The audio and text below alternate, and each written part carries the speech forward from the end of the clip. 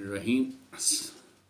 الصلاۃ والسلام علیک یا رسول اللہ وعلی آلک و اصحابک یا حبیب اللہ۔ میرا نام محمود نذیر ہے اور یہ آپ کا اپنا ڈیجیٹل پلیٹ فارم ہے۔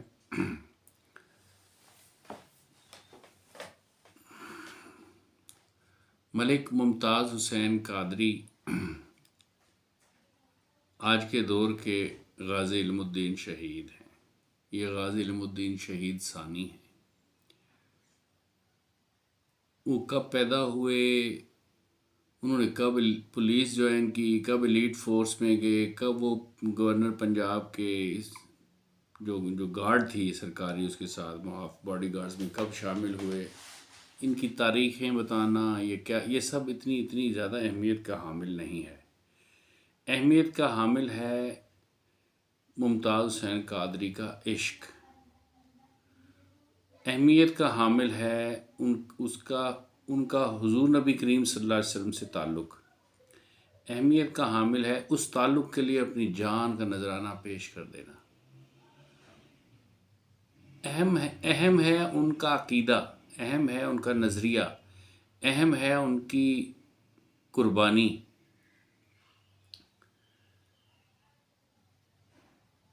ممتاز حسین قادری کا تعارف میرے ساتھ کچھ مختلف قسم کا ہے۔ میں نے وہ پھانسی گھاٹ دیکھا ہے جہاں پہ ان کو تختہ دار پہ چڑھایا گیا۔ میں نے وہاں پہ لگ بھگ 3 گھنٹے گزارے ہیں۔ وہ مجھے ایک انچ یاد ہے سارا کہ وہ کتنا چمکتا ہوا تختہ دار ہوتا ہے، کالے رنگ کا جو اس کے اوپر پینٹ ہوا ہوتا ہے، وہ جو پھٹا ہے، وہ پھٹا ہٹانے کا جو بلیک کلر کا لیور ہے، وہ جو چبوترا سا بنا ہوا ہے، وہ جو جہاں سے وہ رسی باندھی ہوئی ہوتی ہے اور جیسے اس پہ مجرم کو کھڑا کیا جاتا ہے پھانسی دینے والے کو، اور اس کے ارد گرد جو باغ سا بنا ہوا ہے اس پلاٹ میں، اس میں سے میں نے اگی ہوئی گھاس کو رواں کرنے میں، مطلب ایکول کرنے میں، گراؤنڈ ایون کرنے میں کام کیا ہوا ہے۔ میں نے اس پھانسی گھاٹ کے اوپر ہاتھ پھیرا ہوا ہے، اس کو فیل کیا ہوا ہے کہ یہاں پہ یار پتہ نہیں کتنے لوگوں کو پھانسیاں ہو چکی ہیں، جس کا یقیناً ریکارڈ ہوگا، اور یقیناً 10 20 50 100 200 500 لوگ نہیں، اس سے بہت زیادہ ہیں۔ تو وہ جگہ جب اس کو جیل کی زبان میں کہتے ہیں پھٹے لگنا، جب کوئی بندہ مجرم پھٹے لگتا ہے تو اس دن کتنا خوف و ہراس ہوتا ہے جیل کے اندر، اور جیل کی گنتی بھی اس دن نہیں کھولی جاتی صبح فجر کی نماز، بلکہ وہ 10 ساڑھے 10 بجے تک بند ہی رہتی ہے۔ ممتاز قادری نے جو جیل کاٹی وہ بڑے کمال طریقے سے کاٹی۔ بس دکھ کی بات یہ ہے کہ ممتاز قادری کو جمعہ نماز پڑھنے کے لیے بھی مسجد میں آنے کی اجازت نہیں ہوتی تھی، اور کہا یہ جاتا تھا کہ کیونکہ سیکیورٹی کی وجہ سے کوئی ایشو ہو سکتا ہے ان کے لیے، ان کی لائف کو تھریٹ ہے، اس لیے ہم مجبور ہیں کہ ان کو یہیں پہ رکھیں۔ تو جو ان کے پاس ایک پورا سیل تھا بڑا سارا، اس سیل میں جو ان کا کمرہ تھا بڑا صاف ستھرا، بڑا بہترین تھا، بڑا سادہ سا تھا۔ ان کو کوئی دلچسپی نہیں تھی کیا ہو رہا ہے۔ میرے ہائی کورٹ نے ان کے اوپر کس وقت ان کو سزائے موت سنائی، اور پھر کس وقت ان کی سپریم کورٹ سے جو رحم کی اپیل تھی وہ رد ہوئی۔ وہ تو چاہتے بھی نہیں تھے کہ میری رحم کی اپیل کی جائے۔ ان کا کام کیا تھا؟ نمازیں پڑھنا اور نعتیں پڑھنا، نمازیں پڑھنا اور نعتیں پڑھنا۔ مجھے یاد ہے کہ وہ جو سعید گوندل ایک جیلر تھا جو وہاں پہ سپرنٹینڈنٹ تھا، تو وہ جب دورے پہ آتا تھا، سارا دورے کا میں منظر آپ کو بتاؤں تو وہ پھر مقصد یہ باتیں کرنا نہیں ہے، لیکن جب وہ کنگ ہوتا ہے جیل کا، جو جیلر ہوتا ہے سپرنٹینڈنٹ جیل جب ان کے سیل میں داخل ہوتا تھا تو وہ اپنے تسمے کھولتا تھا، اپنے جوتے اتارتا تھا اور ننگے پاؤں جا کے کھڑے ہو کے ہاتھ باندھ کے ان سے ملتا تھا، ممتاز قادری سے، اور ان سے پوچھتا کسی چیز کی ضرورت نہیں ہے۔ اور کمال کی بات یہ ہے کہ ممتاز کا یہ جو سعید گوندل تھا، یہ صحیح العقیدہ سنی مسلمان ہے،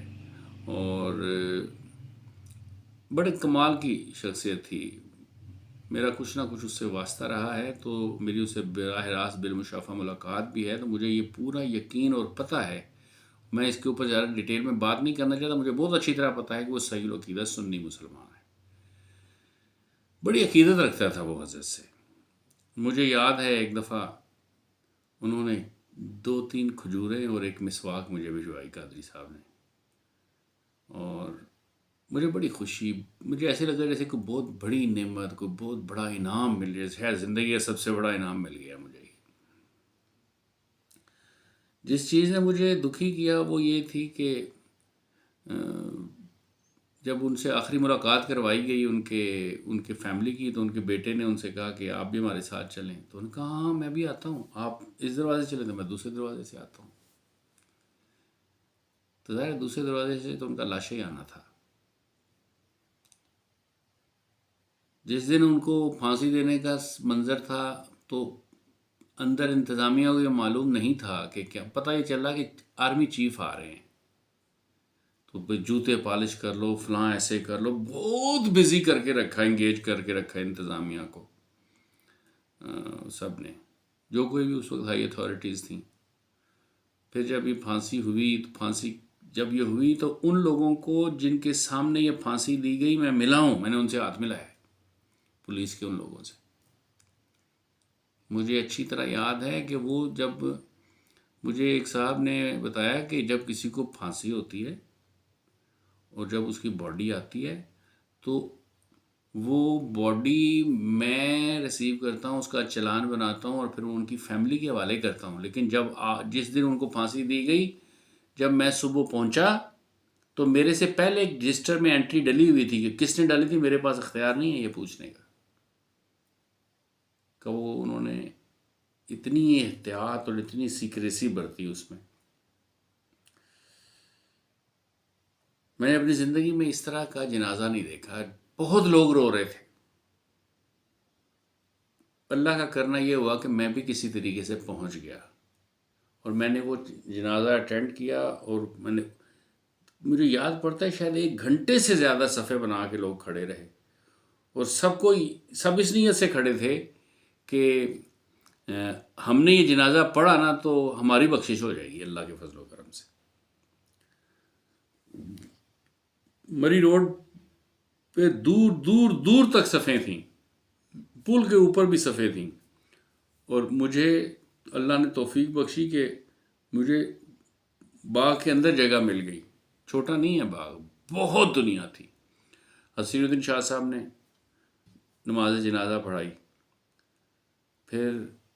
حامد سعید کاظمی صاحب جو ہیں انہوں نے تقریر بھی کی وہاں پہ، اور میں نے یہ دیکھا کہ وہ صحیح لوگ، وہ ایک خوف تھا نا کہ یار پاکستان میں بہت زیادہ بد مذہب لوگ اور یہ دیوبندی بہت زیادہ ہو گئے ہیں اور تبلیغی جماعت بہت بڑھ گئے ہیں، اور ایک نفسیاتی طور پہ بندہ شکست خوردہ سوچ رکھتا ہے کہ یار یہ لوگ بہت بڑھ گئے ہیں اور ہم بہت کم ہو گئے.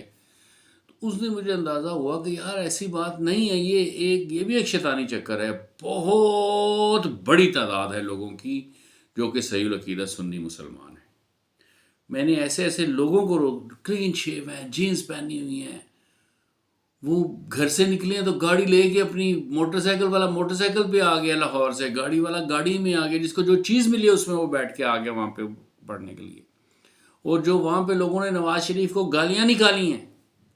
وہ بھی ایک روح پرور منظر تھا، دیکھنے سے تعلق رہتا ہے کہ کس قدر شدید نفرت کا اظہار کیا وہاں پہ ان سب لوگوں نے. اور وہ یہاں پہ دیکھ کے اتنی حیرت ہوئی کہ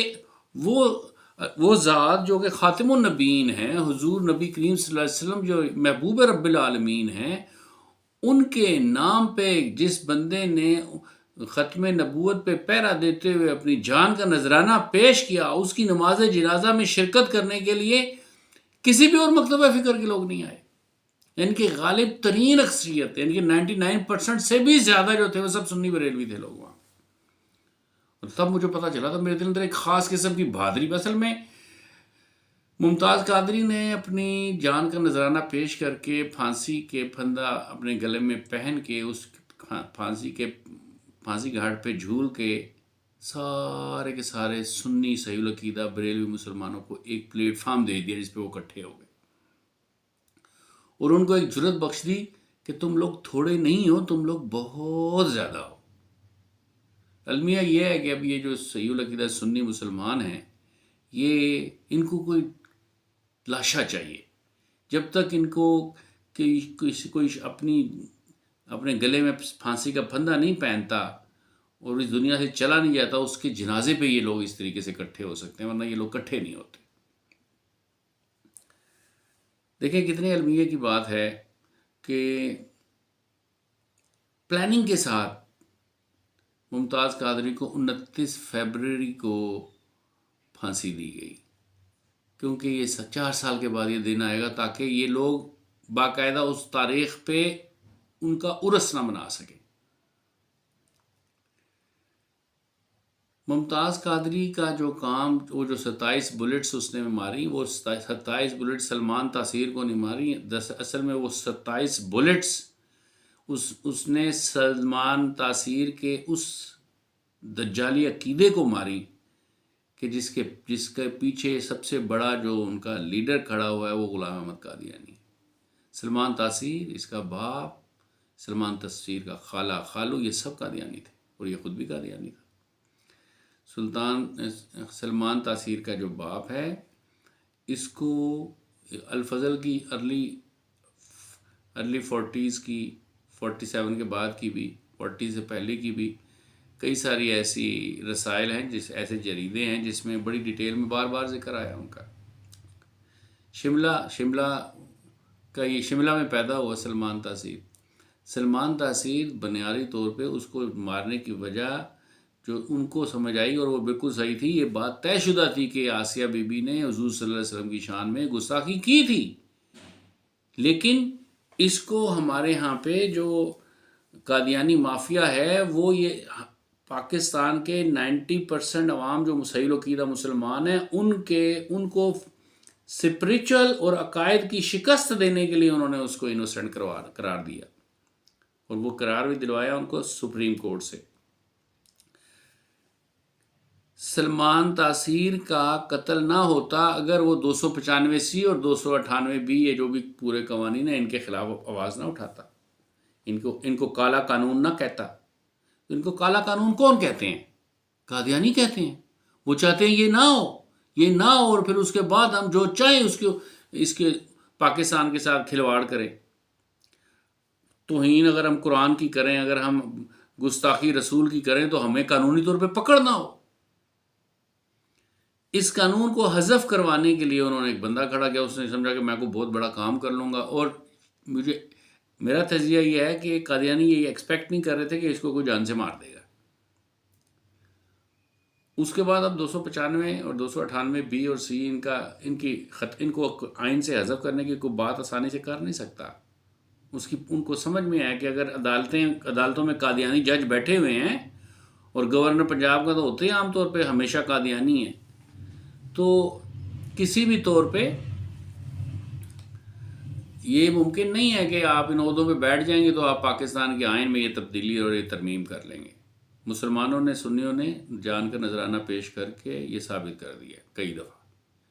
دیکھیں کیسی عجیب بات ہے، کتنی تکلیف کی بات ہے کہ 9000 لوگ اس وقت موجود تھے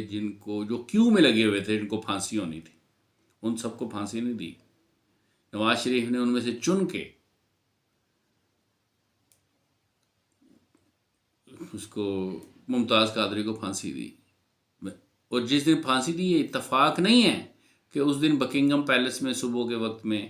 خوشی میں غبارے اڑائے گئے، اور کہا کہ یہ بڑا پروگریسو پرائم منسٹر ہے نواز شریف۔ تو اس کے خلاف، اور ایک اور یہ دیکھیں، جو یہ قتل عمد تو نہیں تھا نا، یہ تو آپ کے جذبات کو بھڑکا دے کوئی، کسی مثال کے طور پہ ایک شخص ہے، اس کی سگی بہن کے ساتھ کوئی زیادتی کر رہا ہو، تو وہ کیا 15 پہ کال کرے گا، وہ جا کے FIR لکھوائے گا، وہ تو ڈھونڈے گا نا کوئی ڈنڈا، کوئی پستول، کوئی چھرا، کہ یہ جو بندہ ہے اس کو میں جان سے مار دوں۔ تو یہ قتل عمد تو نہیں ہے۔ تو جب آپ اس ہستی کے بارے میں جو تحفظ کے قانون بنے ہوئے ہیں، بلیسفمی لاز جو ہیں 295 اور 298، ان کی مذمت کریں گے، اور پھر اس ملونہ کو جس نے کہ حضور صلی اللہ علیہ وسلم کی شان میں گستاخی کی، اور یہ طے شدہ ایک حقیقت ہے، اس کو آپ پوری کی پوری ریاست بچانے کی کوشش کرے گی، جتنا بھی قادیانی مافیا اس کو بچانے کی کوشش کرے گا، تو قانون بھی اس کو سپورٹ کر رہا ہے، ایگزیکٹو بھی اس کو سپورٹ کر رہی ہے، گورنمنٹ بھی اس کو سپورٹ کر رہی ہے، ادارے بھی اس کو سپورٹ کر رہے ہیں، اور آپ کھڑے ہو جائیں کہیں گے میں اس کو معافی دلواؤں گا، اگر سپریم کورٹ نے سزا دے بھی دی تو میں صدر کے پاس جو اختیار ہے اس کے تحت میں معافی دلواؤں گا، اور میری بات ہو گئی، آپ کھلے ہم بات کریں گے۔ تو آپ کون ہیں؟ آپ مسلمان تو نہیں ہو سکتے۔ میں نہیں کہتا آپ سور کا گوشت کھاتے تھے اور آتش تاثیر آپ کا بیٹا حرامی ہے یا نہیں ہے، میں لعنت بھیجتا ہوں ان باتوں پہ، لیکن آپ جب حضور صلی اللہ علیہ وسلم کو خاتم النبیین نہیں مانتے، اور ان قوانین جو ختم نبوت یا ناموس رسالت کا قانون جو ہے اس کو ختم کرنے کے لیے ایک علم بردار بن کے اس کے خلاف ایک ایجیٹیشن کھڑا کرتے ہیں، تو یہ ایجیٹیشن ٹریک ریکارڈ پہ دیکھیں نا کس نے کھڑا کیا؟ یہ تو قادیانیوں نے کھڑا کیا ہمیشہ سے۔ نہ صرف یہ، بلکہ آپ دیکھیں کہ یہ اس کے سلمان تاثیر کے باپ میں علامہ اقبال جو قادیانی تھا وہ نکاح میں گواہ تھا، ایلس فیض اور فیض احمد فیض یہ اس کے خالہ اور خالو تھے، اور اس کا باپ جو تھا ایم ڈی یا ڈی این تاثیر کا نام تھا اس کا، دین محمد ایم ڈی تاثیر محمد دین یا دین محمد تاثیر، وہ اپنے نام کے ساتھ کبھی بھی محمد دین محمد تاثیر نہیں لکھواتا تھا، وہ ڈی ایم لکھتا تھا، ڈی ایم تاثیر، کیونکہ وہ یہ نہیں چاہتا تھا کہ میرے نام میں لفظ محمد پروناؤنس ہو، یہ نفرت رکھتے ہیں حضور صلی اللہ علیہ وسلم سے۔ تو کتنی المیہ کی بات ہے کہ اتنی بڑی شخصیت جس نے کہ ایک دفعہ دوبارہ سے اللہ کے نبی کی محبت کا جذبہ پاکستان کے سوئے ہوئے ضمیر انسانوں کے دلوں میں جگا دیا اپنی جان کا نذرانہ پیش کر کے، جب اس کو پھانسی دی گئی اور جب اس کا نماز جنازہ ہوا تو اس کو اسٹیٹ نے کوریج نہیں دی، اس لیے نہیں دی کیونکہ ہم 97-98% جو مسلمان ہیں ان مسلمانوں کو وہ ریپریزنٹ کر رہا تھا، ہم غلام ہیں، جیسے قادیانی چاہیں گے ہمیں ڈرائیو کریں گے۔ کلبھوشن یادو نے اتنے قتل کیے، اتنا بڑا دہشت گرد ہے، اس کو ابھی تک ہماری عدالتوں نے ڈکلیئر نہیں کیا کہ یہ اتنا بڑا دہشت گرد ہے، لیکن اس کو فٹافٹ ٹیررسٹ ڈکلیئر کر دیا آپ نے، ممتاز قادری کو۔ یہ ہماری عدالتوں کا حال ہے۔ تو یہ عدالتوں میں جو لوگ بیٹھے ہوئے ہیں یہ کون سا عدل کر رہے تھے اس وقت؟ ہاں ایک بات ہوئی، وہ بات یہ ہوئی کہ ممتاز قادری کے انتقال کی وجہ سے، ان کی شہادت کی وجہ سے پاکستان میں ایک پولیٹیکل فورس ایمرج ہوئی ٹی ایل پی کے نام سے۔ خادم حسین رضوی صاحب نے لوگوں کو ایک پلیٹ فارم دیا، لوگوں کی تقریروں کے ذریعے ان کی نظریاتی تربیت کی اور ان کے دل میں عشق مصطفیٰ کے دیپ جلا دیے۔ اور یہ ایک حقیقت ہے، جو بات صحیح ہے اس کو ماننا چاہیے، سو اختلاف ہو کسی کے ساتھ، لیکن آج کے دن میں جو حضور صلی اللہ علیہ وسلم کی محبت اور عقیدہ ختم نبوت سے جو تعلق پیدا کر دیا ٹی ایل پی نے یا خادم حسین رضوی نے، یہ بہت بڑا کام ہے، یہ کوئی چھوٹا کام نہیں تھا، یہ بڑا کام تھا۔ ہاں یہ ایک پرابلم ہے کہ ان کو چاہیے تھا کہ وہ علامہ اقبال قادیانی کا جو اشعار ہے نا وہ نہ پڑھا کرتے، ان کو عاشق رسول نہ کہتے، کیونکہ وہ کھلا قادیانی تھا۔ اس کے اوپر بہت بات ہو چکی ہے، بڑا میٹیریل موجود ہے کہ اپنے ساری زندگی کے آخری سال میں آخری سانس تک وہ بھوپال کے نواب سے، جو کہ کھلا قادیانی سے، اسے 500 روپیہ وظیفہ تھا، لیتا رہا، وظیفہ خوار تھا وہ۔ آپ اور ہم لیں گے کسی قادیانی سے وظیفہ؟ قادیانی ہی لے گا نا اس سے۔ پھر علامہ اقبال کا باپ، اس کا استاد میر حسن، اس کا بھائی، اس کا بھتیجا حجاز، شیخ حجاز، یہ سب قادیانی تھے، اور یہ خود بھی قادیانی تھا، اور اس کی جو شادیاں ہوئیں وہ بھی قادیانی فیملیز میں ہوئیں. اس نے اپنے جو بچے بیائے وہ بھی قادیانی میں بیائے. جب یہ مرنے لگا تو اس نے اپنے بچوں کا جن کو گارڈین بنایا، جن 4 افراد کو ولی مقرر کیا، وہ سب قادیانی تھے. اور اس نے 1913 میں یا 1913 سے بھی پہلے یہ بیان دیا کہ کوئی اسلام کی اگر ٹھیٹ شکل دیکھنا چاہتا ہے، تو گہری پوری صحیح اصلی صورت دیکھنا چاہتا ہے، تو وہ قادیان میں جا کے دیکھے.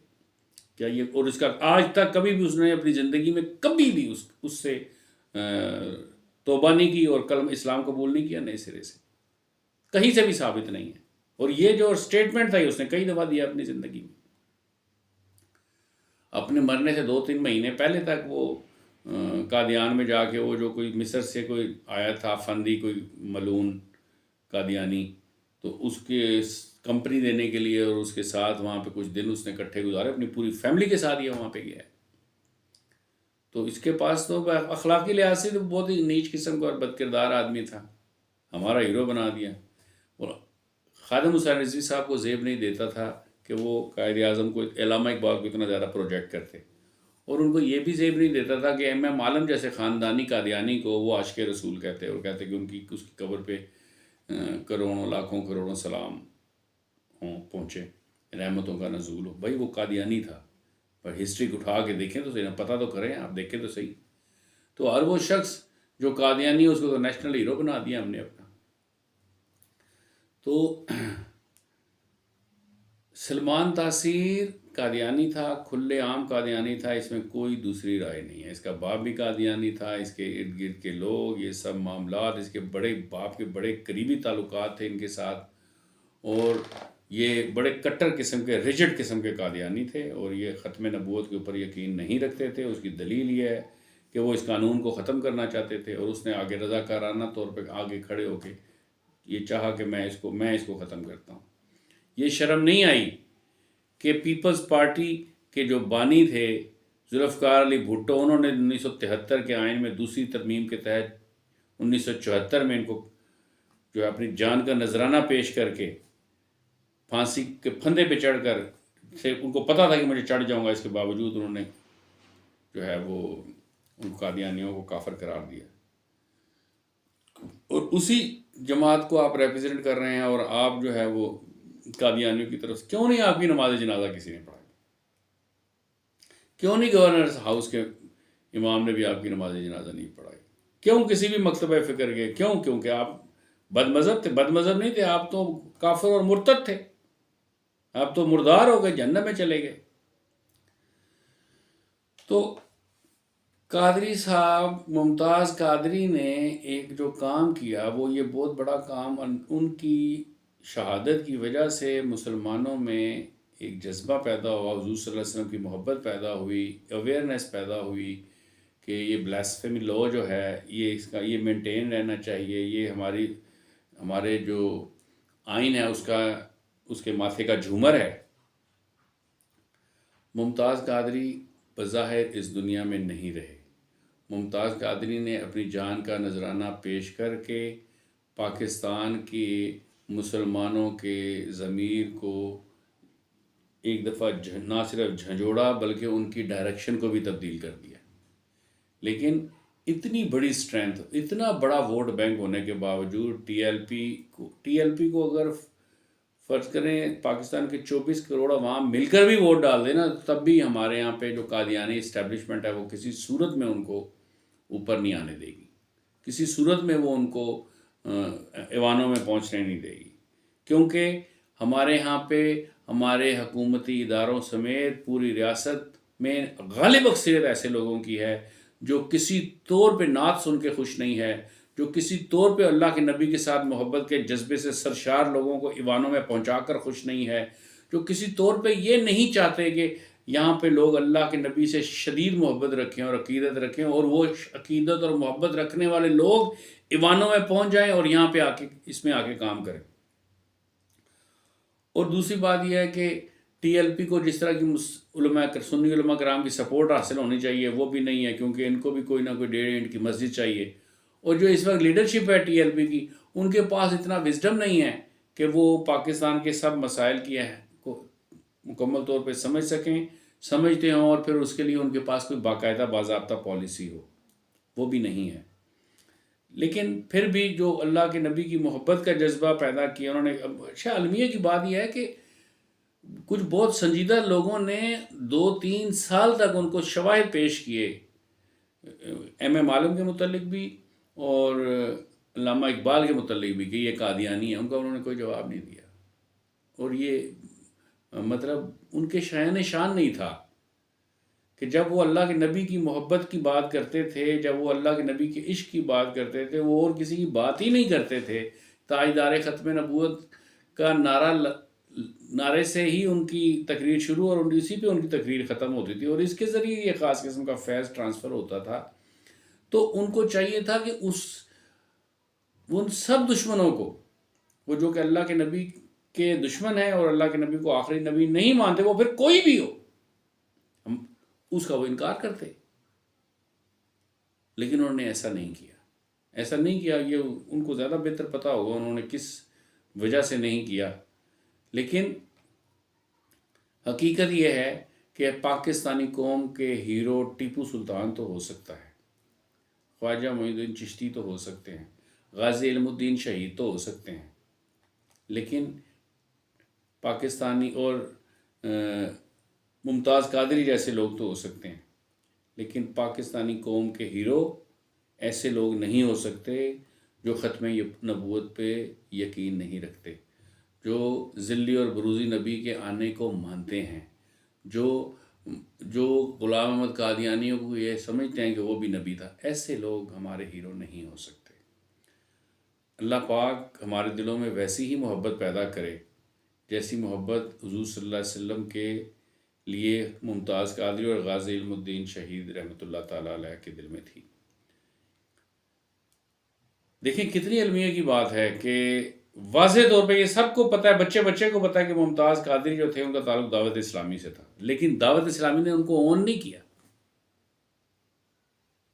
ایک بندہ صحیح العقیدہ سنی ہے، بریلوی ہے، اعلیٰ حضرت کو مانتا ہے،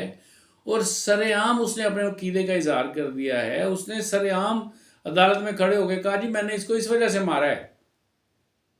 کہ ختم نبوت کے قانون کے اوپر اس نے جو ہے نا وہ اپنے منہ سے گن نکالا تھا، سلمان تاثیر نے، وہ فرعون تھا، اور مجھے اس بات کی تکلیف تھی اور میں نے صحیح کیا ہے۔ وہ کتنا بڑا کام ہے یہ، لیکن ممتاز قادری کو دعوت اسلامی نے آن نہیں کیا۔ کہہ رہے تھے اگر کھڑے ہو گئے کہ ہاں یہ ہمارا بندہ ہے، ہاں یہ جو کیا آپ نے یہ غلط کیا، یہ اس بنیاد پہ آپ نے ان کو اس نے جو مارا ہے تو وہ صحیح کیا اس نے، تو کون سی قیامت آ جانی تھی۔ لیکن دعوت اسلامی کا کام تو ہے انسان اندر جاتے ہیں اور بکری بن کے باہر آتے ہیں، وہ تو بکریاں بنانے کے لیے بیٹھے ہوئے ہیں۔ جان کا نذرانہ پیش کرنا، اپنے آپ کو پیش کرنا، یہ تو ان کو سکھایا ہی نہیں گیا۔ ان کو تو میٹھی میٹھی سنتوں پہ عمل کرنا ہے، اور کڑوی کڑوی سنتوں پہ کون عمل کرے گا؟ وہ اوپر سے فرشتے آگے عمل کریں گے۔ اللہ سے ڈریں، اللہ کو ہم نے جواب دینا ہے، اس کے سامنے جا کے کھڑے ہونا ہے، مجرم بن جانا ہے ہم نے، کہ جب وہ پوچھے گا کہ ختم نبوت کے اوپر تم نے کیا کیا، جب اس ختم نبوت پہ حملہ ہوا تو اس وقت تم لوگ کہاں سو رہے تھے، کیا کر رہے تھے اس وقت؟ جتنا مزہ درود پاک پڑھنے کا غازی علم الدین شہید کے مزار پہ بیٹھ کے آتا ہے نا، وہ کہیں پہ بھی نہیں آیا مجھے۔ جتنا مزہ وہاں پہ اس کے مزار پہ پڑے ہوئے پھولوں کو دیکھ کر جو مزہ آتا ہے نا، وہ مزہ بھی اور کہیں نہیں آتا۔ وہاں پہ جا کے جی چاہتا ہے کہ مر جائیں، جی چاہتا ہے یہیں پہ کہیں قبر بن جائے، مزہ آ جائے۔ کیا اللہ نے ان کو شرف بخشا ہوگا، کیا اللہ پاک نے شرف بخشا ہے ممتاز قادری کو، کیا وہ ماں ہوگی جس نے اس کو جنم دیا ہوگا۔ کوئی پولیٹیکل فائدہ نہیں لیا ان کی فیملی نے کسی بھی قسم کا، ان کا مقصد ہی نہیں تھا ایسا کوئی۔ امید ہے ایسا دن جلدی آئے گا جو ہمارے اصل نیشنل ہیرو ہیں ان کو ہماری سلیبس کی کتابوں میں پڑھایا جائے گا، اور نوچ نوچ کے ہم وہ سب صفحے خالی حذف کر دیں گے پاکستان کے اسکول اور کالج اور یونیورسٹیز کے سلیبسز میں سے، جہاں کہیں پہ بھی قائد اعظم علامہ اقبال سمیت علامہ اقبال کی بات کر رہا ہوں، علامہ اقبال سمیت وہ تمام قادیانی جن کو نیشنل ہیرو بنا کے پیش کیا گیا ہے، ان سب کو ہم ختم کر دیں گے۔ ہمارے ملک میں ہماری حکومتیں، ہمارے جو تعلیمی کمیشن ہوں گے، جو ایچ ای سی ہوگی، وہ یہ طے کرے گی اور ایسا ہوگا۔ اور ایک ایسا دن ضرور آئے گا اور جلد آئے گا، یہ اللہ پاک اپنے نام کی لاج ضرور رکھے گا، اپنے نبی کریم صلی اللہ علیہ وسلم کی ختم نبوت کے تاج کی بھی لاج ضرور رکھے گا کہ پاکستان میں، پاکستان کے سلیبس میں، پاکستان کے اسکول کالج اور یونیورسٹی میں پڑھائی جانے والی مطالعہ پاکستان میں اور دیگر کتابوں میں ممتاز قادری اور غازی علم الدین شہید رحمۃ اللہ تعالیٰ علیہ جیسی شخصیات ایک ہیرو کے طور پہ، قومی اور امت کے ہیرو کے طور پہ متعارف ہوں گے۔ وما علینا الا البلاغ۔